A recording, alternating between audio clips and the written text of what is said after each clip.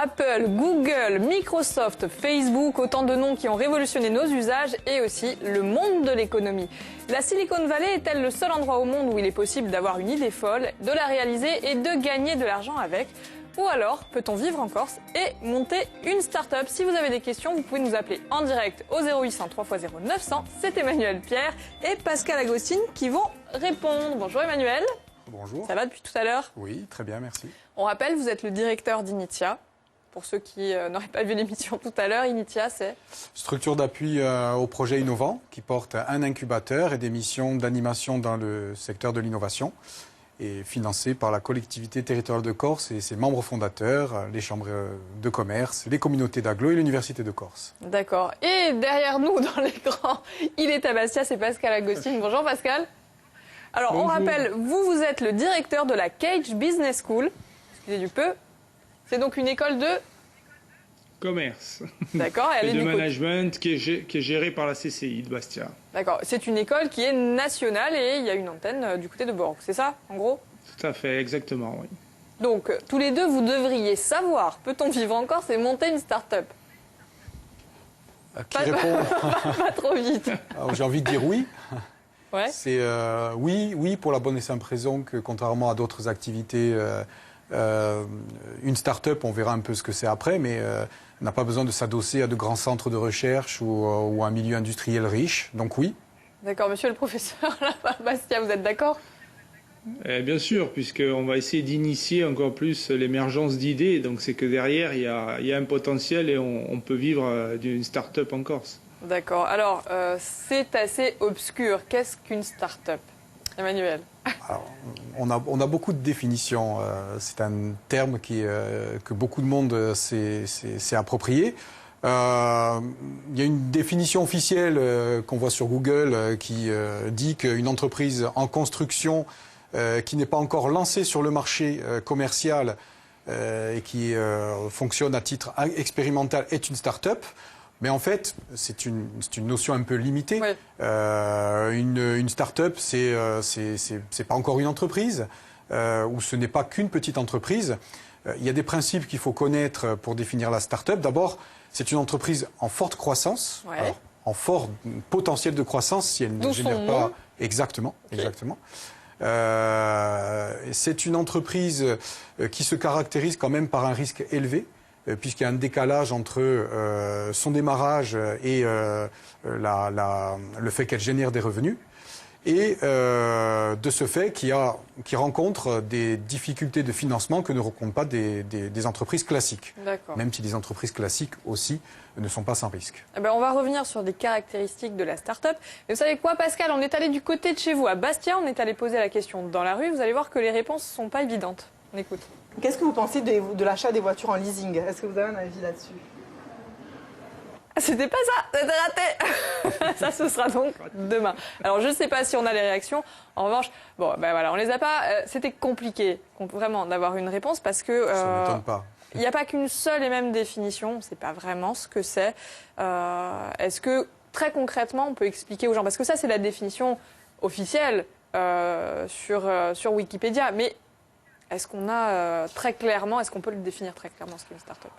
Alors, elle se trouve à l'intersection des entreprises dans le numérique. Une start-up n'est pas que dans le numérique, c'est important de le préciser, mais elle s'appuie sur ce secteur parce que c'est quand même celui qui permet à des entreprises de connaître une croissance importante dans des délais assez rapides. Et elle est innovante. Mais c'est pas encore une entreprise. Même si toutes les entreprises innovantes ne sont pas des start-up. Donc c'est un peu délicat, mais elle est à l'intersection entre ces deux concepts. Pour résumer, ça va être une entreprise, une entreprise, oui, mais qui ne va pas encore générer de chiffre d'affaires et qui est à un stade expérimental et qui a besoin pour cela d'un certain nombre de ressources pour croître et connaître le potentiel. On a Pascal qui sourit derrière, qui vous regarde, qui rigole, qui vous voit vous dépatouiller avec, en essayant de donner une définition à quelque chose qui finalement n'a presque pas. Ça vous fait rire. C'est compliqué, mais bon, ce qu'il faut dire, c'est que c'est une entreprise qui véritablement recherche le bon modèle économique pour pouvoir être rentable. Donc ce que dit Emmanuel, il a entièrement raison, mais c'est vrai que vu de l'extérieur, c'est assez complexe. Alors, on a parlé de Google, Facebook et autres. Est-ce que on a potentiellement, nous, encore des Steve Jobs, je vais y arriver, ou des Mark Zuckerberg? Potentiellement, oui. C'est vrai que ces projets, ces entreprises, ce ne sont plus des start-up, vous avez bien compris. Oui, ça y est, c'est fait. Ces grands groupes, ces grandes entreprises sont nées dans un écosystème qui n'existe bien évidemment pas en Corse. On est à Palo Alto, dans la Silicon Valley.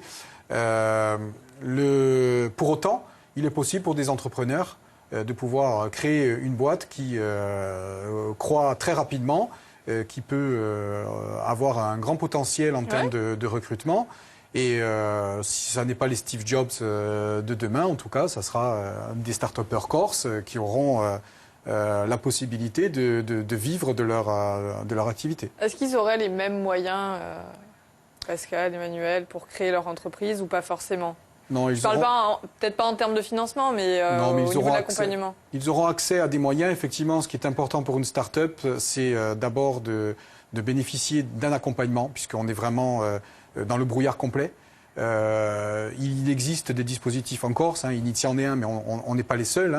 Il existe aussi des dispositifs de financement qui accompagnent ce genre de création d'entreprise. Maintenant, c'est vrai que c'est pas la même culture. Justement, on a une réaction de Marion qui nous dit: est-ce que ça correspond vraiment au tissu économique de la Corse, la start-up? Pascal, dépité.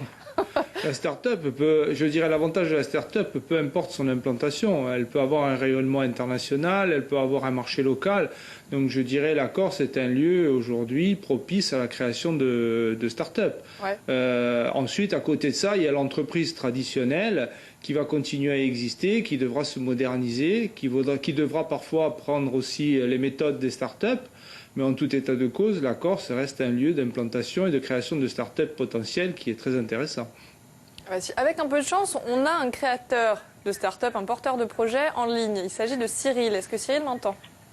Oui, je vous entends très bien. Bonjour Cyril.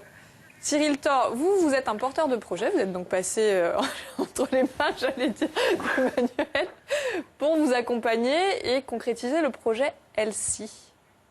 Oui, tout à fait. Donc nous, on a commencé le projet. Donc à l'époque, j'étais porteur de projet, c'était il y a 3 ans, en 2013.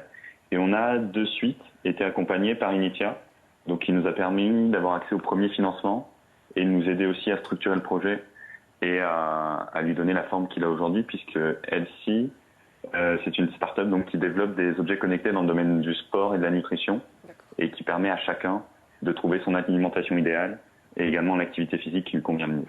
Alors, Cyril, la première étape, c'est quand même d'avoir l'idée. Oui. Est-ce que c'est ça le plus difficile ou est-ce que c'est de la concrétiser, cette idée? Ce qui se passe, c'est qu'on a toujours l'impression que l'idée, c'est le plus difficile. Et en fait, ce qui compte à la base, c'est d'identifier un problème plus qu'une idée.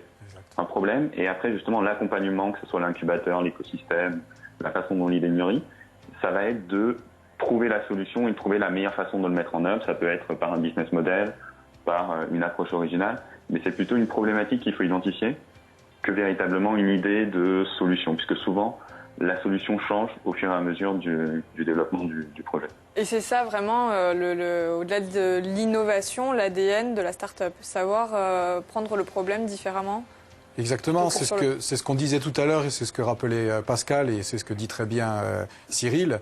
C'est l'adaptabilité et le changement incessant de modèle économique lorsque la start-up grandit, se confronte au marché. Parce que c'est ça, la première chose, effectivement, l'idée, beaucoup de monde peut avoir une idée. Ce qui est difficile, c'est de la concrétiser, surtout qu'elle s'adapte aux besoins des futurs clients. D'accord. Écoutez, Cyril, si vous êtes d'accord, on peut déjà se donner rendez-vous d'ici quelques semaines pour parler justement de votre projet en plateau. Avec plaisir. Ça marche, le rendez-vous est pris. À très bientôt, Cyril. À bientôt. La start-up, l'entreprise, Pascal, Emmanuel, des fois on confond un peu et pourtant c'est presque diamétralement opposé. C'est pas la même chose. Diamétralement opposé, non. Je dirais que la start-up, c'est une forme d'entreprise particulière, dont on a donné les grands principes tout à l'heure. Mais ça fait peur à l'entrepreneuriat, aux acteurs de l'entrepreneuriat, entre guillemets, classique, la start-up. Alors moi, je dirais que ça fait peur aux investisseurs, Ouais. même si ils sont attirés par des pépites et donc regardent souvent ce qui se fait dans l'écosystème et les startups qui se créent. Ça fait pas peur aux créateurs puisque c'est souvent... on pourra parler du profil du créateur peut-être, mais... parlons-en. On ne vient pas par hasard, on ne crée pas par hasard sa start-up. C'est que vraiment on est poussé par l'envie de propulser une innovation, une idée sur le marché. Donc, mais effectivement, ça reste quand même des entreprises risquées et par conséquent qui font peur aux financeurs classiques. Et même aux chefs d'entreprise un peu anciennes, même si elles ont été prospères, c'est pas un modèle d'entrepreneuriat auquel on est habitué, encore moins en Corse à mon avis. Exactement, mais Pascal l'a dit, ces deux formes d'entreprise peuvent coexister. Et c'est pour ça qu'il est important, Pascal, parce que vous prenez dès l'enseignement supérieur ces futurs leaders, ces futurs chefs d'entreprise. Et vous les formatez un peu start-up. Oui, c'est futurs chefs d'entreprise. Et puis, s'ils sont formatés start-up qui ne sont pas chefs d'entreprise, mais qui intègrent une entreprise comme un salarié, ils ont déjà aujourd'hui ces méthodes. Ils ont les principes de la start-up. Et là, on parle plus d'entrepreneuriat, on parle d'intrapreneuriat. C'est-à-dire qu'au sein d'une entreprise, on peut porter des projets avec un mode start-up. Donc, l'intérêt d'avoir des jeunes formés, c'est qu'ils peuvent soit créer, soit à un moment donné, intégrer de nouvelles compétences dans les entreprises traditionnelles. D'accord, mais alors c'est-à-dire, par exemple, une start-up à l'inverse d'une entreprise qui va se monter traditionnellement, son business plan, il est tout le temps en mouvement, sa ligne de conduite, elle n'est pas déterminée. C'est tout le temps en train d'osciller une start-up. Alors effectivement, par définition, un business plan évolue pour tout type d'entreprise, mais encore plus pour une start-up. Ça a été dit tout à l'heure, on peut avoir une idée, la manière de satisfaire un besoin va évoluer. Et notamment le business model, le modèle économique. Ouais. Donc on emploie des termes barbares de lean startup, il y a des méthodes pour pouvoir corriger le tir en cours d'évolution, mais c'est très complexe et la startup est justement très confrontée à ça, c'est pour ça qu'elle a besoin d'accompagnement, de ressources et de compétences pour pouvoir y parvenir. Alors il y a une notion aussi qui est très particulière à la start-up, c'est la notion d'échec. L'échec, c'est presque une plus-value dans la start-up puisque on apprend, on grandit de ses erreurs, à l'inverse d'une entreprise où... l'échec n'est pas très bien vécu. Encore une fois, moi je ne veux pas non plus opposer entreprise et start-up, puisque la start-up est une forme d'entreprise, mais c'est vrai que dans la culture start-up, lorsque quelqu'un se présente et qu'il a déjà subi un échec, alors ça va dépendre aussi du milieu dans lequel il évolue, et notamment de la culture anglo-saxonne qui est beaucoup plus ouverte à ce genre de principes. Mais la culture est même, dans ce milieu-là, est même une plus-value lorsqu'on va évaluer le projet, en espérant, bien évidemment, que l'entrepreneur a tenu les leçons de cet échec. Ouais. Qu'est-ce que vous en pensez, Pascal ? Vous êtes d'accord ? Il faut apprendre à vivre l'échec, je crois, et en tirer profit. C'est ça la force des futurs entrepreneurs. C'est vrai que la culture entrepreneuriale traditionnelle n'est pas forcément formatée par la culture de l'échec. Donc il y a une véritable évolution dans la manière d'entreprendre aujourd'hui et l'échec fait partie des éléments fondamentaux. De la start-up, d'accord. Vous avez beaucoup parlé d'innovation, Emmanuel. Est-ce que forcément la start-up est une entreprise innovante ou est-ce qu'on peut mêler un savoir-faire un petit peu... Imaginons notre Francine qui aimerait se lancer dans le canistré. Est-ce que ce serait une start-up ou pas ? Ce qui caractérise la start-up, vraiment, c'est sa capacité à évoluer très rapidement sans que ça occasionne des surcoûts complémentaires et des effets de palier, je dirais.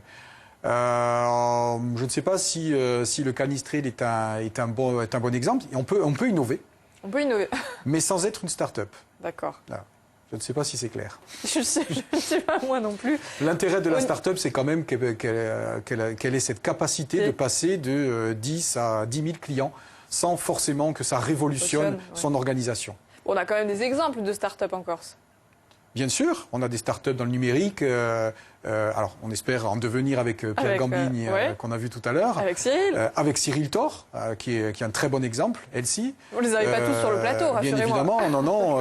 On connaît peut-être iMusic School, qui est totalement numérique, mais aussi DriveEco, la preuve qu'on peut être une start-up et dans le domaine des énergies renouvelables, avec des possibilités de croissance très importantes. On peut en citer plusieurs, mais on n'a peut-être pas le temps aujourd'hui. Il y en a peut-être plus de 10, quoi.